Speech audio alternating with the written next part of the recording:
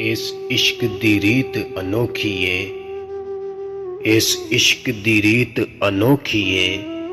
ए ते नैन मिला के लुट लैंदा, लोकी दुश्मन बना के लुटदे ने। ए ते यार बना के लुट लैंदा, जिथे इश्क ने चाहती पाईए उथे अक्ल ने होश गवाईए। ए इश्क बादशाहां दे पुत्रां नूं हथ कासे फड़ा के लुट लैंदा।